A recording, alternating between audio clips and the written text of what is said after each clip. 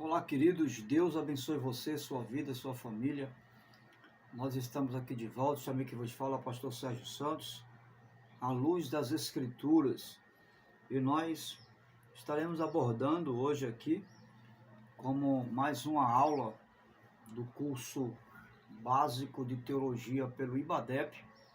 E como a nossa disciplina, ela está tratando sobre Apocalipse e escatologia, nós vamos tratar à luz de um texto bíblico, porque a natureza dessa disciplina em si aborda um tema principal, que é a volta do Senhor Jesus, a iminente volta do Senhor Jesus. E, para tanto, antes de tratar esse assunto, nós vamos fazer uma breve oração. Eu convido você para orar. Eu já orou hoje? Se não orou, ore conosco, em nome do Senhor Jesus. Pai bendito, te louvamos pela bênção de poder estar aqui na tua presença, de poder compartilhar com os teus santos, teus amados, a tua palavra. Ajuda-nos na compreensão da mesma, para que possamos nos tornar melhores, Senhor, no entendimento da tua palavra. Para que possamos acertar, possamos não viver enganados, não vivermos ludibriados, mas vivermos pautados à luz da tua palavra, na esperança única do nosso Salvador Jesus Cristo, de que um dia Ele virá, e virá a qualquer momento. Assim sendo, nós te pedimos e te agradecemos em nome de Jesus. Amém? Graças a Deus. Quero convidar você que ainda não se inscreveu no canal, à luz das Escrituras, pastor Sérgio Santos, a estar conosco. Se inscreva no canal, ative o sininho de notificações, e sempre que estivermos preparando um novo vídeo, você estará recebendo aí naturalmente no seu aparelho. Eu quero convidar você para fazer uma leitura. O que nós vamos abordar nessa hora, nesse momento, se você está vendo esse vídeo à tarde, boa tarde. Se você está vendo este vídeo pela manhã, bom dia. E se você está vendo esse vídeo à noite, boa noite. Deus te abençoe, graça e paz do Senhor Jesus a você, sua vida e sua família. Segundo Tessalonicenses, capítulo 2. Esse capítulo aqui, a epígrafe é o homem do pecado. Nós vamos tratar um pouco a respeito do tema principal do Apocalipse. Haja vista que nós sabemos que é um livro polêmico, né, no contexto das interpretações, mas não é impossível de ter um entendimento da palavra de Deus, porque graças a Deus nós temos o Espírito Santo que nos ilumina, que nos mostra, que nos esclarece, não é? Nosso homem interior é esclarecido por Ele, e por causa dele e nele, através dele, nós vamos, em nome de Jesus, buscar uma compreensão, tirar algumas dúvidas e chegar a um denominador comum a respeito desse tema principal que norteia desde o capítulo 1 do Apocalipse ao capítulo 22 do Apocalipse, que é o último capítulo, você sabe muito bem. Então vamos ler capítulo 2 de 2 Tessalonicenses. Abra sua Bíblia. A Bíblia que estou lendo aqui é NVI, e que eu considero uma das melhores para nós entendermos, que tem uma tradução bem clara. Irmãos, quanto à vinda de nosso Senhor Jesus Cristo e a nossa reunião com Ele, rogamos a vocês que não se deixem abalar nem alarmar tão facilmente, quer por profecia, quer por palavra, quer por carta, quer por carta supostamente vinda de nós, como se o dia do Senhor já tivesse chegado. Não deixem que ninguém vos engane, de modo algum. Antes, aquele dia virá, antes daquele dia virá a apostasia, e então será revelado o homem do pecado, o filho da perdição. Este se opõe e se exalta acima de tudo que se chama Deus, ou é objeto de adoração, chegando até a sentar-se no santuário de Deus, proclamando que ele mesmo é Deus. Não se lembram de que quando eu ainda estava com vocês, costumava lhes falar essas coisas? Então Paulo está relembrando a igreja aqui, já havia falado essas coisas. Aí ele vai dizer aqui no versículo 6, e agora vocês sabem o que está detendo, para que ele seja revelado no seu devido tempo. A verdade é que o mistério da iniquidade já está em ação, restando apenas que seja afastado aquele que agora o detém. Então será revelado o perverso, a quem o Senhor Jesus matará com o sopro da sua boca e destruirá pela manifestação de sua vinda.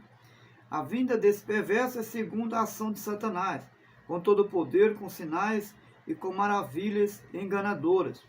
Fará uso de todas as formas de engano, da injustiça, para os que estão perecendo, porquanto rejeitaram o amor à verdade que os poderia salvar. Por essa razão, Deus lhe envia o poder sedutor, a fim de que creiam na mentira e sejam condenados todos os que não creram na verdade, mas tiveram prazer na injustiça. Amém. Então, muito bem. Nós estamos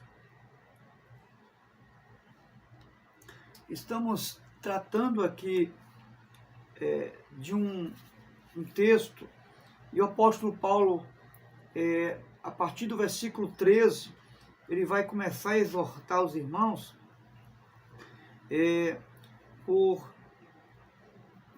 por Deus ter havido santificado, e entre outros conselhos que ele também vai dar.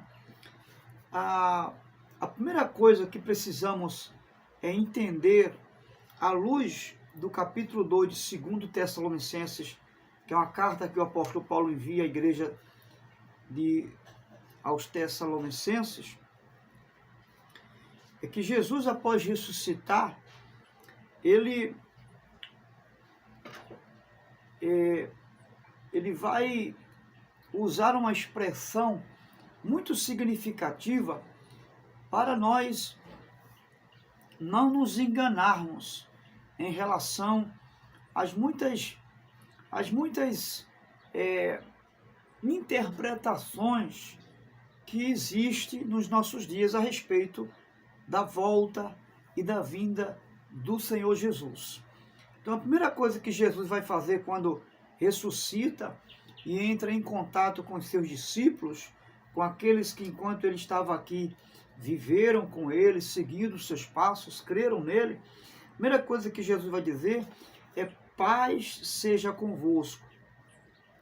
Ou seja, aquilo que vem de Deus não causa nenhum tipo de perturbação. E o que estava acontecendo com a igreja nesse tempo, nesse período, é que a igreja estava sendo perturbada por algumas informações contrárias a respeito da volta de Jesus, né? Havia, na época do apóstolo Paulo, alguns que queriam perturbar a paz da igreja, trazendo ensinamentos contrários àquilo que o apóstolo Paulo já havia falado a respeito da volta de Jesus. E essas pessoas, alguns até que se diziam mestres da fé, da lei, mestres de doutrina, estavam inquietando a igreja a respeito da volta de Jesus. dizendo e até criando até datas, né, dizendo que Jesus já havia voltado e alguns estavam até fazendo uma confusão em relação ao dia do Senhor, ou seja, na época em que isso estava acontecendo, a igreja estava sendo perseguida. Já havia uma certa perseguição em relação à igreja do século I, segundo, terceiro século. E eles estavam achando, e alguém estava falando, que era o dia do Senhor, que Deus já estava fazendo juízo sobre o seu povo Israel, já naquele tempo. E com isso, eles já estavam, desculpe, criando uma ideia de que Jesus estaria voltando naqueles dias e de que o juízo também iria acontecer no mesmo período em que Jesus viria buscar a sua igreja, como disse lá no capítulo 14, segundo o Evangelho do apóstolo João, Evangelho de João. Então é bom lembrar que evangelho aqui não é epístola, tá? Então João, capítulo 14, não é evangelho, né? Nós só temos 4 evangelhos, Mateus, Marcos, Lucas e João. Capítulo 14, João faz menção, Jesus ali faz menção da sua volta. Então o que estava acontecendo na verdade? É que outros estavam querendo pregar um outro evangelho. Havia um distorcimento de um evangelho que estava sendo pregado, mas que não era o evangelho que Paulo havia pregado. Inclusive o apóstolo Paulo, lá nas cartas aos Gálatas, lá no capítulo 1, e versículo 15, 16, ele vai dizer que se alguém, ou até mesmo um anjo do céu, vier e trazer um outro evangelho que ele mesmo não pregou, seja anátema, ou seja, seja rejeitado pela igreja. Então o que estava acontecendo? Eles estavam fazendo e criando um tipo de um terrorismo psicológico, né? Em relação à volta e o juízo de Deus para aqueles dias. E isso estava criando uma perturbação no meio da igreja. Então, o que Paulo vai fazer? Paulo vai aconselhar a eles não se perturbar com nenhuma informação a respeito da volta de Jesus que estava ligada ao juízo de Deus ao mesmo tempo. Então, o que Paulo estava dizendo? Olha, ainda que alguém chegue por uma carta, ainda que alguém envie um conselho, seja doutrinário, seja pessoalmente, né, seja pelo Espírito, ou por uma profecia, né, ou se na época tivesse o YouTube, né, ele ia dizer que seja pelo YouTube, que seja pela internet, ainda que alguém chegue para vocês e traga essa informação que eu não trouxe a respeito do Evangelho, ou da volta e do juízo vindouro, não creio, porque isso é um Evangelho falso, e não é o Evangelho do nosso Senhor Jesus Cristo. Então Paulo está falando de duas coisas preliminares aqui. Ele está falando da vinda do Senhor Jesus, e que a vinda do Senhor Jesus, ela viria sem precedência de sinais algum. Não haveria precedência de sinais algum, ou seja, a qualquer momento Jesus iria surgir para buscar a sua igreja. E não haveria nenhuma precondição para essa chegada de Jesus. É isso que Paulo, a princípio, está fazendo essa colocação aqui, né? Como muitos amilenistas, né, que afirmam que a volta de Jesus vai ser precedida pela grande tribulação. Isso é uma visão escatológica amilenista. Mas Paulo está claramente dizendo aqui que a volta de Jesus, ela não tem nenhum precedente. Não há nada que venha preceder a volta de Jesus em relação àquilo que vai acontecer após o arrebatamento, né? Nesse contexto, Paulo está dizendo que não haverá nada que precederá a volta de Jesus no contexto do que vai acontecer após o arrebatamento da igreja. Então, Paulo está dizendo exatamente isso. Só que, para entender isso, para entendermos a diferença da volta de Jesus no contexto do arrebatamento secreto, que é a visão dispensacionalista da maioria dos cristãos, e é aquela que nós estamos enxergando aqui nesse texto, à luz do que o apóstolo Paulo está nos revelando. Nós precisamos entender que existe uma diferença entre a igreja e Israel. Ou seja, nós precisamos fazer distinção do arrebatamento de duas coisas, do arrebatamento da igreja e do julgamento do mundo. Porque essa confusão que estava acontecendo na igreja dos Tessalonicenses. E Paulo vem trazer uma explicação aqui clara, que nós não podemos fazer confusão com a volta de Jesus no contexto do arrebatamento da igreja e com a volta de Jesus no contexto do julgamento das nações. Que essa é a visão dos amelinistas, daqueles que acreditam que ao mesmo tempo que Jesus vai voltar, Jesus também vai vir fazer juízo às nações. Nós, os dispensacionalistas, acreditamos, à luz do que o apóstolo Paulo está nos ensinando, não é? Que Jesus, primeiro, ele virá arrebatar a sua igreja, e de forma secreta, num piscar de olhos. Nesse sentido, a única coisa que vai preceder a volta de Jesus, como algo que chega antes do arrebatamento, é o que o apóstolo Paulo vai dizer: num piscar de olhos nós seremos arrebatados. Então esse é o único índice que podemos afirmar que antecederá o arrebatamento da igreja. O piscar de olhos será como um relâmpago que sai do Oriente e que vai para o Ocidente. Então, nós precisamos fazer a distinção entre o arrebatamento da igreja e o juízo final.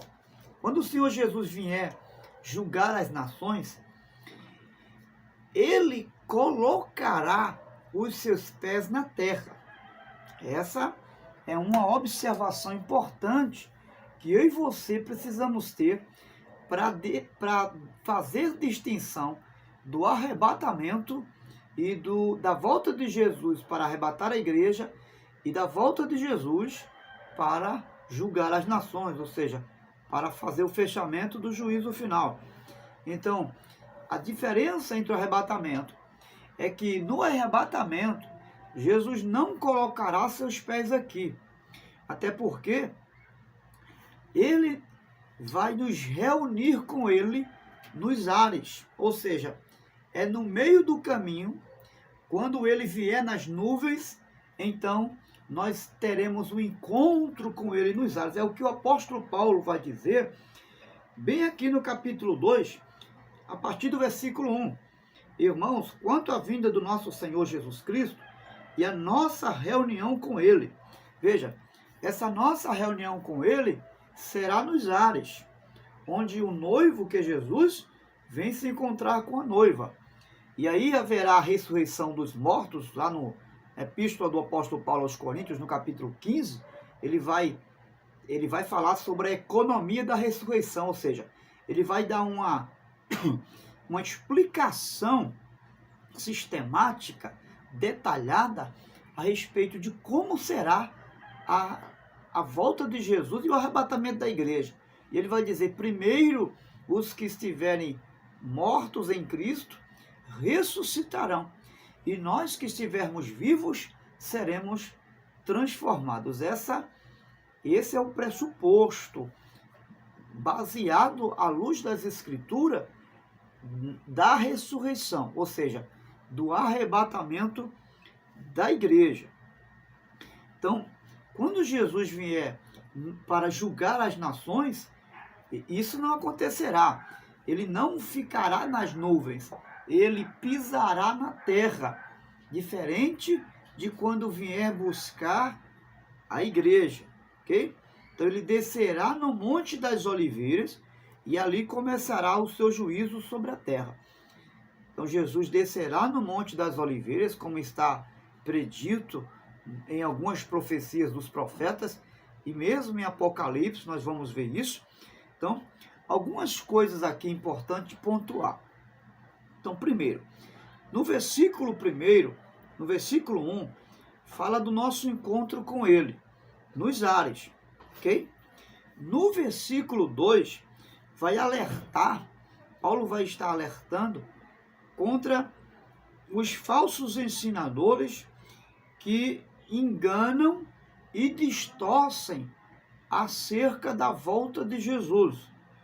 No versículo 3, ele diz que não será assim, ou seja, a volta de Jesus não haverá essa mistura, ou seja, não haverá ao mesmo tempo a volta de Jesus e o julgamento final. Então Paulo vai dizer que não é assim. Ele vai dizer, até que se cumpra ou surja a apostasia e o homem do pecado se manifeste. Ou seja, o juízo vindouro virá após a manifestação do anticristo, do falso profeta e, é claro, também da Babilônia. E lá em Apocalipse, né, se não me falha a memória, no capítulo 12, a partir do capítulo 8, nós vamos observar que vai haver a manifestação do quarteto do mal, né, que chamamos de quarteto do mal. Alguns teólogos chamam de quarteto do mal. Por quê? Porque vai haver a manifestação do dragão, que simbolicamente simboliza o diabo. Vai haver a manifestação da besta que emerge do mar, que é a figura do anticristo. Vai haver a manifestação do falso profeta, que é a besta que emerge da terra, né, que é o falso profeta.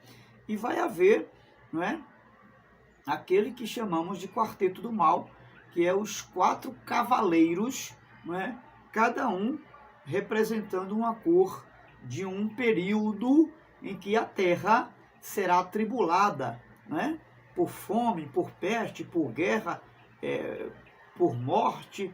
E aí, então, essa é a representação da apostasia, que antecederá a volta de Jesus, que virá para julgar as nações, ok?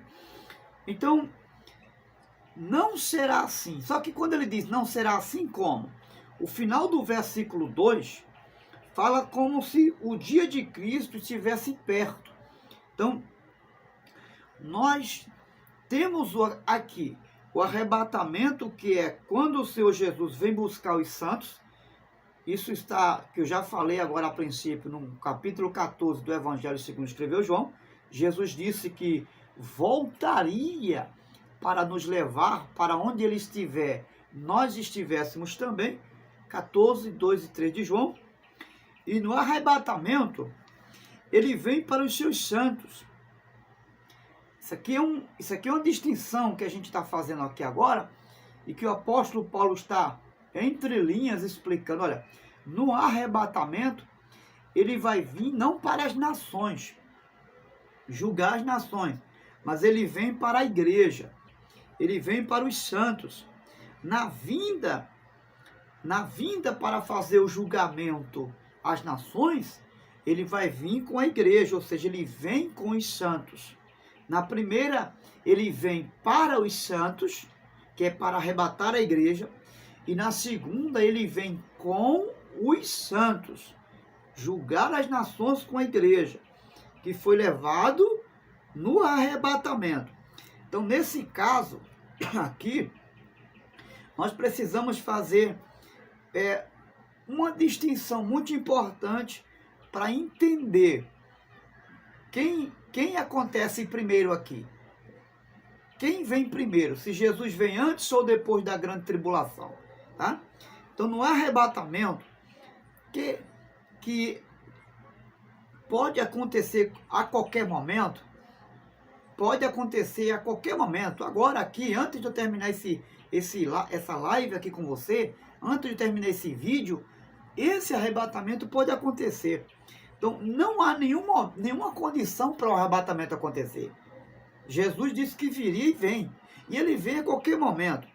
Já na vinda dele, vai acontecer muitas outras coisas para que a volta dele para julgar as nações aconteça. Vai acontecer muitas outras coisas. E aí é importante que eu e você entenda.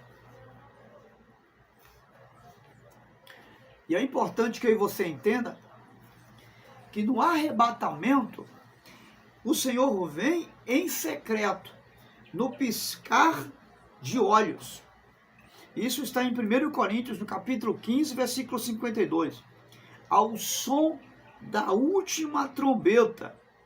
Mas na sua vinda, ou seja, quando ele vier julgar as nações, aí sim, ele vem publicamente. É o que está escrito lá em Apocalipse, capítulo 1, versículo 7. No arrebatamento, ele vem para libertar a sua igreja da terra, para levar a sua igreja. 1 Tessalonicenses, capítulo 1, versículo 10. Na sua vinda, tá? Toda vez que eu falar na sua vinda, eu estou falando na volta dele com a igreja. Que a igreja vem com Jesus julgar as nações, tá? Quando eu falo do arrebatamento, eu falo arrebatamento. Quando ele vem para buscar a igreja, tá bem? Então, na sua vinda, ele vem libertar Israel. E não a igreja. A vinda de Jesus para julgar as nações vem para julgar Israel. Após o arrebatamento, haverá 7 anos, que são as 70 semanas de Daniel cumpridas na profecia. E segundo a prescrição das profecias, nós já estamos vivendo a última semana de Daniel. Ou seja, segundo alguns teólogos dizem que nós já estamos vivendo a última semana de Daniel. Porém, os indícios dessa tribulação que será após o arrebatamento, isso só acontecerá após o arrebatamento, a grande tribulação, segundo a visão dispensacionalista. É essa aqui que Paulo está nos apresentando, que o filho da perdição, a apostasia, só vai se manifestar após o arrebatamento da igreja. Então, após o arrebatamento da igreja, começará os 3 anos e meio, que são o período de 7 anos, o cumprimento dos 70 anos, ok? Na visão amilenista, esses 3 anos e meio já está acontecendo. Só que à luz do que Paulo está dizendo aqui, que esse período de 7 anos só acontecerá e começará e está em evidência após o arrebatamento da igreja. Ou seja, a igreja, ela precederá o arrebatamento da igreja, a volta de Jesus para a igreja, precederá a grande tribulação. E é o que acontece. Quando Jesus voltar, após os 3 anos e meio, onde haverá a manifestação do anticristo, do falso profeta e do quarteto do mal, que é o período de tribulação onde haverá muita fome, muita peste, pestilência, ou seja, haverá uma tribulação tal qual nunca existiu. E lá no capítulo 24 de Mateus, Jesus vai falar sobre essa grande tribulação, a qual nunca existiu em toda a existência, desde que a vida existe, nunca existiu. Então você veja, Jesus faz uma distinção desse período de uma forma muito distinta no contexto do sofrimento da realidade. Então, nesse período de 3 anos e meio, haverá o anticristo, que vai surgir fazendo um acordo de paz com Israel, porque eles vão lançar uma proposta de paz mundial. Você vê que essa busca pela paz mundial já se evidencia nos dias de hoje, mas ela não se manifestou na sua amplitude. Ainda não existe isso na sua amplitude. Porém, já há alguns indícios dessa manifestação de paz aí, que será concretizado na manifestação, na aparição do anticristo após o arrebatamento da igreja. Então, quando Jesus vier, ele virá ele pisará na terra. Esse lugar será o Monte das Oliveiras, ok? Representado também como o Armagedon, ok? E o Senhor virá para Israel, virá para resgatar e para libertar Israel. Então, para nós entendermos e termos uma compreensão plena dessa distinção entre a igreja e Israel, nós precisamos entender que Israel é o povo terreno de Deus e a igreja é o povo celestial de Deus, ok? Então isso aqui é muito importante para nós entendermos. A igreja é o povo celestial e Israel é o povo terreno de Deus, cujas promessas foram feitas a Israel. Então, a maioria das promessas desde o Antigo Testamento foi lançada para Israel, que não são promessas celestiais, são promessas terrenas, ok? Já para a igreja, as promessas são espirituais. Não existe nenhuma promessa terrena para a igreja. Existem promessas espirituais. É claro que se formos contextualizar, se formos fazer várias aplicações, nós poderemos tratar sobre uma vida de paz com Cristo, mas essa paz e esse reino que Jesus sempre falou à luz do seu ministério, não foi uma paz terrena, não foi um reino terreno, foi uma paz e um reino espiritual. Todas as mensagens que Jesus trouxe acerca do reino de Deus, ela se manifesta de forma espiritual e que começa no interior de cada um de nós e que vai ser manifesto no arrebatamento da igreja de forma espiritual na vida da igreja. Então, se nós confundirmos esse pressuposto, né? Se nós não fazermos separação das promessas de Deus à igreja e das promessas de Deus aos judeus, a Israel, a gente não vai chegar a lugar nenhum. É como se fosse abotoar o botão da camisa errado. Se você colocar o primeiro botão da camisa na casinha errada, todos os outros botões vão sair errados. E a camisa vai ficar torta assim, não é verdade?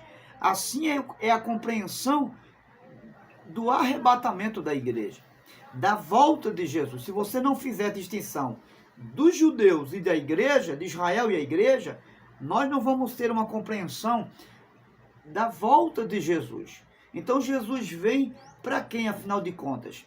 Jesus vem buscar a igreja, Jesus arrebata a igreja e Jesus volta, mas ele volta na vinda dele, quando Jesus vier buscar na sua vinda, quando a Bíblia fala de vinda de Jesus, ele está falando, segundo Apocalipse capítulo 1, versículo 7, está falando da volta dele para julgar as nações com a igreja.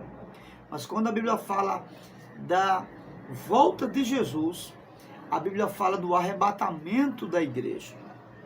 A volta no contexto do arrebatamento da igreja, à luz do que ele disse no capítulo 14, segundo escreveu o Evangelho de João.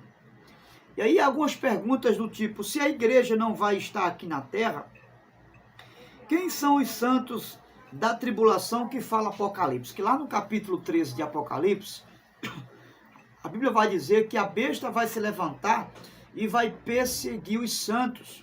Então, se a igreja foi arrebatada, quem são esses santos aqui? Esses santos aqui, na grande tribulação, não é a igreja, é Israel. São os judeus eleitos de Deus, que Deus escolheu quando fez a chamada a Abraão.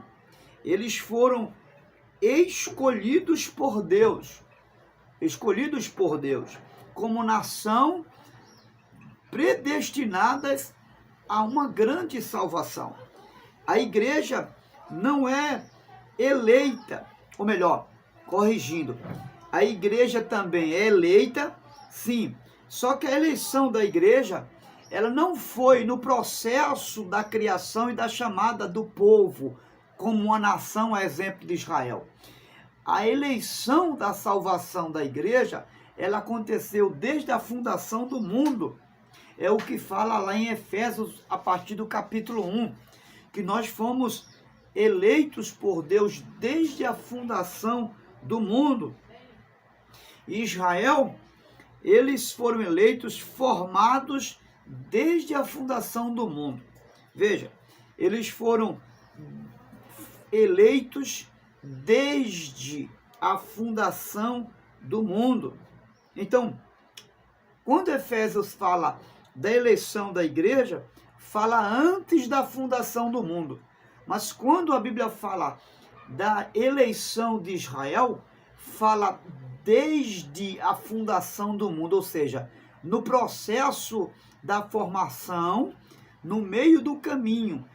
Esse povo foi desde a fundação, mas não antes da fundação do mundo. Antes da fundação do mundo foi a igreja. Por quê? Porque antes da fundação do mundo, antes de Deus dizer haja terra, ele disse haja cruz. Então, nesse contexto, nós já fomos eleitos por Deus. E Israel foi desde a fundação. Por quê? Porque foi uma nação chamada no começo, lá no princípio da criação, e não antes da criação. Então, se nós não atentarmos para esse ponto, nós não vamos conseguir chegar a lugar nenhum em relação à volta de Jesus e vamos fazer essa confusão que existe, que estava acontecendo aqui em Tessalonicenses, no capítulo 2. Então, fechando aqui nossa compreensão, no arrebatamento, o Senhor Jesus, ele vem nos ares para nos buscar a sua igreja. Isto em 1 Tessalonicenses está escrito isso, capítulo 4, versículo 15 ao 18. Esse encontro de Cristo com a igreja, ele é no meio do caminho, nos ares, ok? Já a vinda de Jesus, que é a vinda dele para julgar as nações, ele vai colocar seus pés no Monte das Oliveiras. Isso está prescrito lá em Apocalipse, capítulo 1, versículo 7. Ok? Todo olho verá. Aí sim, todo olho verá. Então, primeiro, no arrebatamento, nós os salvos o veremos. Somente os salvos terá esse privilégio de ver Jesus, de ver o Filho de Deus arrebatando a igreja. Mas na vinda para julgar as nações, em Jerusalém, porque ele vai pisar no Monte das Oliveiras, que está ao redor de Jerusalém, ele vem primeiro para Israel. Quando o texto diz que todo olho verá, não é que todo olho do mundo inteiro vai ver, não, senhor. Porque aí teria que ter via internet, né? E Jesus não vai usar esse artifício para ser visto por todos os olhos, não. O que isso quer dizer? Quando diz que todo olho verá, é porque o primeiro juízo vai começar em Israel. Ele vai começar a julgar primeiramente os judeus. Depois dos judeus, virá as outras nações, onde o Filho de Deus também irá aparecer para julgar as outras nações. Como se fossem etapas de julgamento. Compreende? O porquê a Bíblia diz que todo olho verá? É nesse contexto que todo olho verá. Então, primeiro ele vai começar em Israel. Por que primeiro vai começar em Israel? Por uma série de razões. Primeiro, porque foi para Israel que Jesus veio. Segundo, porque em Israel também houve muitos incrédulos que não acreditaram nele. E terceiro, porque Deus não vai fazer vista grossa à incredulidade que eles tiveram acerca de Jesus. Eles serão julgados pela incredulidade deles também. Deus julgará eles por aquilo que eles fizeram por Jesus e por aquilo que eles também relutaram em não acreditar no Filho do Homem. Isso também vai pesar no dia do juízo. Então, algumas pessoas confundem o retorno de Israel à sua terra como se fosse já o julgamento de Deus, ou como se uma promessa de Deus já tivesse cumprido. Por exemplo, em 1948, a história de Israel vai nos contar que os judeus voltaram para a sua terra. Só que alguns dizem que quando eles voltam, já é o cumprimento de uma profecia dita por Daniel, que eles iriam voltar à terra e aquilo já seria um tipo de um juízo de Deus para Israel. Mas na verdade, essa profecia relacionada ao retorno de Israel em 1948 não foi o cumprimento da profecia de Ezequiel, do profeta Ezequiel também que profetiza, onde Israel terá um novo coração e voltaria para a sua terra. O Senhor disse que traria os remanescentes para a sua terra e que eles lhes dariam um novo coração, e lhes daria um coração de carne, um coração compreensivo. Então, isso não aconteceu. Por quê? Porque eles não voltaram à sua terra convertidos a Deus. Eles voltaram com o coração endurecido. Tanto é que quando encontraram a terra desolada, eles endureceram mais ainda seus corações, né? Então, essa profecia não aconteceu, porque essa profecia fala de uma volta de Israel à sua terra, mas fala de uma volta da nação de Israel convertida. Tanto é que Jesus vai dizer, as profecias vão dizer, especialmente a profecia de Ezequiel e Jeremias, que Deus lhes daria um coração de carne. E não era de forma individual, era toda a nação, todos eles seriam regenerados. Ou seja, está falando de uma ressurreição espiritual da nação de Israel. E está falando no coletivo. Todo o povo iria se converter a Deus. Tá certo? Então, isso é uma alusão errada das profecias que falam a respeito do retorno de Israel em 1948. Tá certo? Em 1 Tessalonicenses, no capítulo 4, no arrebatamento, tem algo muito importante para nós entendermos aqui.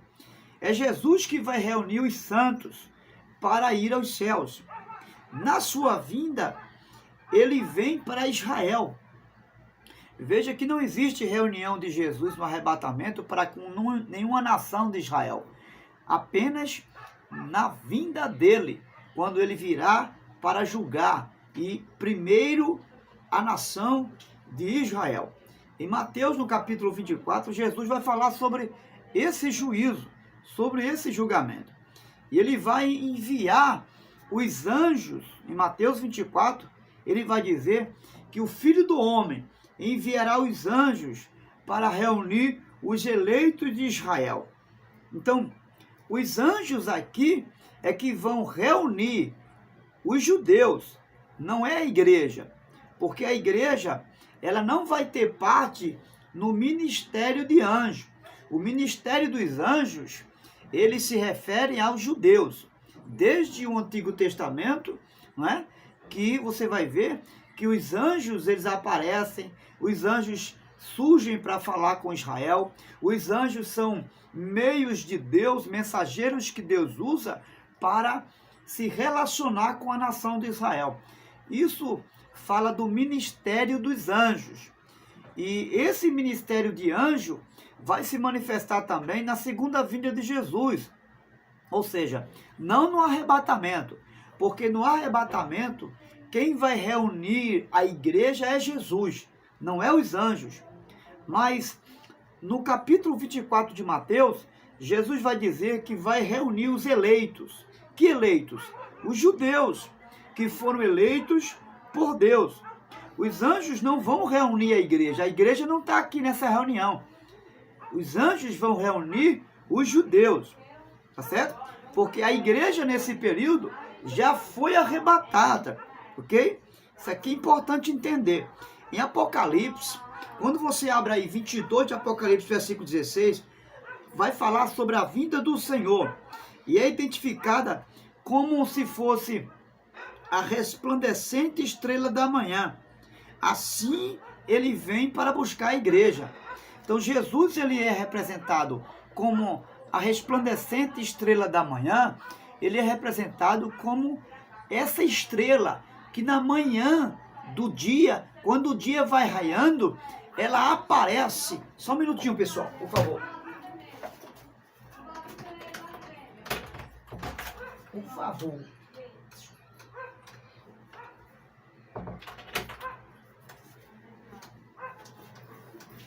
Ok, pessoal, desculpem. Fui resolver algo aqui rápido, mas já estamos de volta e eu peço desculpas a vocês. Então, quando a Bíblia fala da estrela da manhã, na vinda do Senhor, que é identificado como a resplandecente estrela da manhã, está falando exatamente de Jesus. Aquela estrela da alva, né?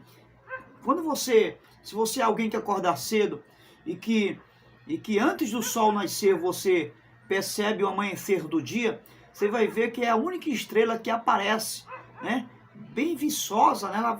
Ela resplandece. Todas as outras desaparecem enquanto ela surge com o seu resplendor. E é chamada estrela da alva por muitos também. E na Bíblia ela aparece como estrela resplandecente da manhã. E essa estrela é Jesus. Isso se refere, é uma simbologia da vinda de Jesus em relação à sua igreja. Ele vem como a estrela da manhã para a sua igreja. Na continuidade do Apocalipse capítulo 16, vai falar que para Israel, melhor dizendo, em Malaquias, no capítulo 4, para Israel, quando ele vem relacionado a Israel, ele vem como o sol da justiça, que é aquele que vem depois do amanhecer do dia. Ou seja, quando o sol nasce, você não consegue ver mais a estrela da manhã, né? A estrela da manhã, ela antecede o sol da justiça, que é uma simbologia da vinda de Jesus, quando ele vier trazer justiça, juízo a Israel, ao povo de Israel e às outras nações também. Ou seja, nós temos aqui uma figura de linguagem que vai revelar a volta de Jesus, que antecede a vinda de Jesus para julgar as nações. E isso está bem claro. Ou seja, o arrebatamento antecederá o juízo de Deus a Israel, mas também a todas as nações. E aí, na verdade, não há nenhum sinal que preceda o arrebatamento além desse piscar de olhos que nós já falamos aqui. Em 1 Coríntios, no capítulo 1, na vinda do Senhor, sim, os judeus pedem um sinal. Os únicos que pedem sinais, e sempre no ministério de Jesus você vai perceber que os judeus, eles viviam fazendo isso. Todo o tempo do Antigo Testamento, Deus sempre se manifestou aos judeus fazendo sinais, aparecendo com sinais. E a Israel, sim, Jesus vai vir com os sinais, mas não a igreja. Enquanto a igreja estiver na terra, não acontecerá o tempo que sucede esse arrebatamento, ok? Só apenas após o arrebatamento da igreja é que virá os 7 anos e toda essa parafernália de tribulação, do qual Jesus disse que nunca houve e jamais haverá semelhante, é que virá então os 7 anos, que é os 7 anos proféticos, as 70 semanas de Daniel. Ok? Lembrando que na visão amilenista, esses 3 anos e meio, ele já existe, ele já está acontecendo aí. Mas aqui, à luz do que o apóstolo Paulo nos ensina, esses 3 anos e meio só iniciará, ou as 7 semanas, que é os 7 anos, só iniciará após o arrebatamento da igreja. E aí, há algo muito importante a se esclarecer aqui. Após os 3 anos e meio, haverá grande tribulação, ou seja, após o arrebatamento. Nesse tempo, os que não creram no Evangelho, eles vão ter uma outra oportunidade, de acordo com o que nos fala o livro do Apocalipse, onde Deus enviará as 2 testemunhas, que é uma representação da igreja apregoando aqui embaixo, ou seja, haverá judeus convertidos não ao evangelho da graça, mas ao evangelho do reino, porque existe o evangelho da graça, que é esse evangelho que é pregado hoje. E após o arrebatamento, se manifestará a pregação do reino, à luz dos 2 enviados do Apocalipse, das 2 testemunhas, assim falando. Eles apregoarão o evangelho do reino, ok? Então, há uma distinção aqui. Em outra oportunidade, a gente vai estar tratando sobre o evangelho da graça e o evangelho do reino, e qual é a distinção dos dois. Nesse período dos 7 anos, após os 3 anos e meio, haverá a pregação do evangelho do reino, que será crido por muitos judeus que não creram no período da pregação do evangelho da graça. Agora, os que conseguirem atravessar vivos a grande tribulação, lá no capítulo 24 de Mateus, vai falar que quem perseverar até o fim será salvo. Então, essa é a visão após o arrebatamento da igreja que acontecerá em relação à volta de Jesus para arrebatar a igreja e na volta ou na vinda de Jesus para julgar as nações após o arrebatamento. E aí em Joel, no capítulo 1, e versículo 15, tem algo bem interessante. É importante a gente fazer essa distinção aqui. Em Joel, capítulo 1, versículo 15, vai haver sempre uma expressão falada: o dia do Senhor não diz respeito à igreja. E foi essa confusão que estava se fazendo na igreja do Tessalonicenses. Que eles estavam pensando que já estava acontecendo, por causa da perseguição que a igreja estava vendo, que já era o dia do Senhor. Ou seja, que Deus já estava julgando os judeus, as nações, naquele tempo. E o dia do Senhor não se refere à igreja, mas a Israel, tá certo?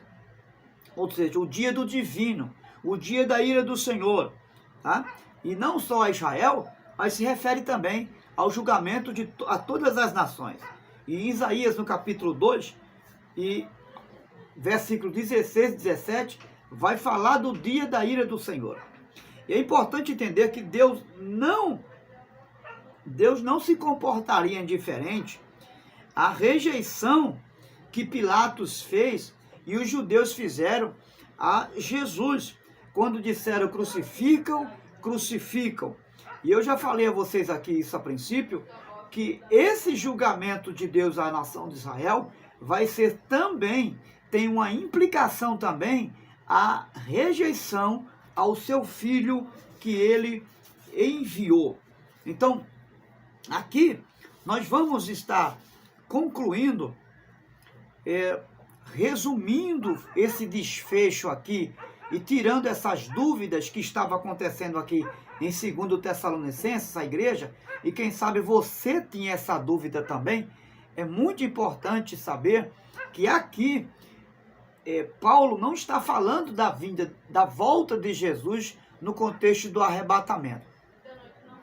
Ele está falando dessas duas realidades.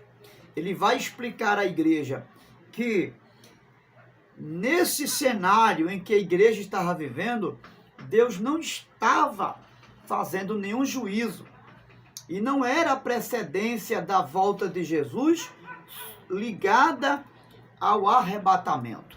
E aí Paulo vai fazer uma distinção do que é a volta de Jesus, do que precede a volta de Jesus e daquilo que viria após a volta de Jesus. Então, nós temos agora a conclusão de que a volta de Jesus, ela precederá a grande tribulação, ok? Então, Jesus vem para a igreja, vem buscar a igreja e ele vem julgar a Israel com a igreja, tá certo? Então, nós fizemos essa distinção aqui agora e é importante que você saiba que existe essa diferença. Jesus vem para a igreja, ou seja, arrebatar a igreja no contexto secreto do arrebatamento. Só a igreja verá, só a igreja será buscada pelo Senhor e ele virá com a igreja para julgar Israel, a princípio, não é? Ele vem julgar Israel. Nesse contexto, ele pisa no Monte das Oliveiras, porque Apocalipse 1:7 diz que todo olho verá, e aí todo olho verá no contexto de que primeiro será julgado Israel e depois as outras nações e todo o mundo. E é nesse contexto que a visão da volta de Jesus deve ser enxergada, ok? E não misturar e fazer essa confusão de que a volta de Jesus para arrebatar a igreja e o juízo é algo que acontece no mesmo momento, no mesmo cenário, como aconteceu aqui na igreja de Tessalonicenses, que estavam levando eles a entender exatamente isso.